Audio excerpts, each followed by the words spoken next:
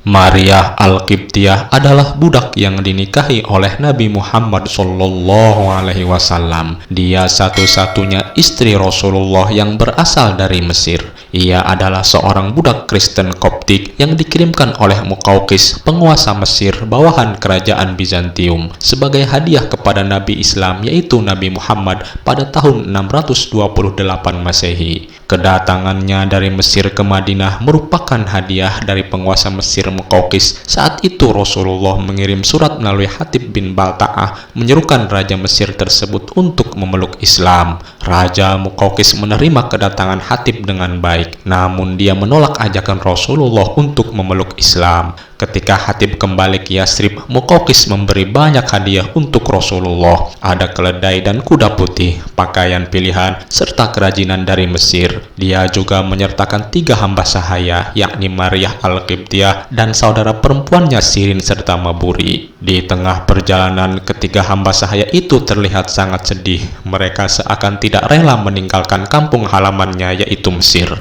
Hatib menghibur dengan menceritakan tentang Rasulullah dan keindahan agama Allah, yaitu agama Islam. Lalu dia mengajak Maria, Sirin, dan Maburi memeluk Islam. Ketiga budak asal Mesir itu pun menerima dengan ikhlas memeluk agama Islam. Di Madinah, Rasulullah telah menerima kabar tentang penolakan dari Muqawqis. Namun beliau tidak menduga mendapat kiriman 3 budak. Nabi Muhammad SAW mengambil Maria Al-Qibtiyah sebagai budaknya dan menyerahkan Sirin kepada penyairnya Hasan bin Sabit, sedangkan Maburi diberikan kepada Abu Huzaifah Al-Adawi. Maria Al-Qibtiyah berbeda dengan hamba sahaya lainnya. Diriwayatkan dia dari kalangan Koptik yang memiliki kulit putih, cantik, dan ramah. Menurut Imam Al-Bajajari, sebenarnya ibunda dari Maria Al-Qibtiyah adalah keturunan bangsa Romawi. Maria mewarisi kecantikan ibunya sehingga memiliki kulit yang putih, berparas cantik, berpengetahuan luas, dan berambut ikal. Masa kecil dan remajanya dihabiskan di Mesir sehingga sedikit sekali mengetahui riwayat Maria Al-Qibtiyah. Hanya diketahui nama lengkapnya Maria binti Syama'un, lahir di Hafan, wilayah yang berada di dataran tinggi Mesir.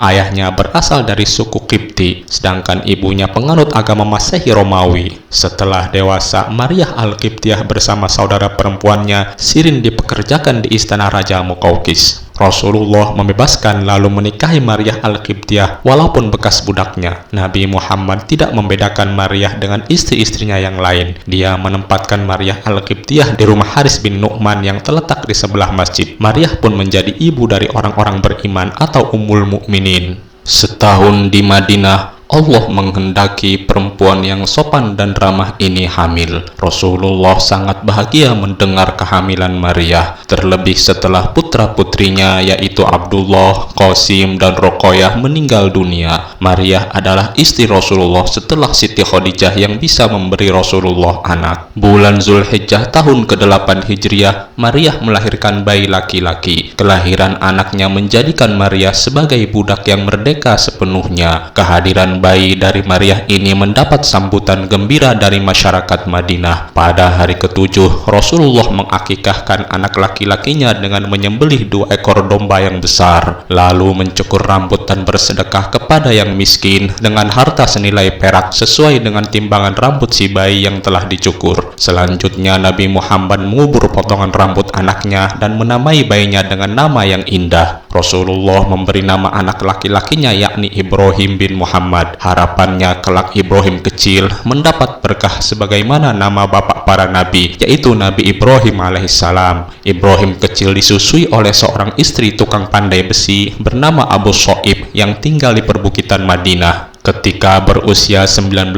bulan, Ibrahim sakit. Kondisi ini membuat Rasulullah dan Maria sedih. Maria ditemani saudara perempuannya Sirin menunggui Ibrahim yang kondisinya semakin parah. Nabi Muhammad bersabda, "Kami tidak dapat menolongmu dari kehendak Allah, wahai Ibrahim." Tanpa disadari, Rasulullah yang ditemani Abdurrahman bin Auf menangis bercucuran air mata. Kondisinya semakin parah dan atas kehendaknya Ibrahim kecil meninggal dunia. Rasulullah kembali bersabda, "Wahai Ibrahim, seandainya ini bukan menunjukkan perintah yang hak, janji yang benar, dan masa akhir kita yang menyusuli masa awal kita, niscaya kami akan merasa sedih atas kematianmu lebih dari ini. Kami semua merasa sedih, wahai Ibrahim. Mata kami menangis, hati kami bersedih, dan kami tidak akan mengucapkan sesuatu yang menyebabkan murka Allah. Begitulah ungkapan kesedihan Rasulullah saat menghadapi kepergian putra yang dicintainya. Walaupun perasaannya sangat sedih, beliau tidak meratapi, apalagi berteriak mengucapkan kata-kata yang berlebihan. Menangis adalah bukti kasih sayang, sedangkan teriakan itu dari setan.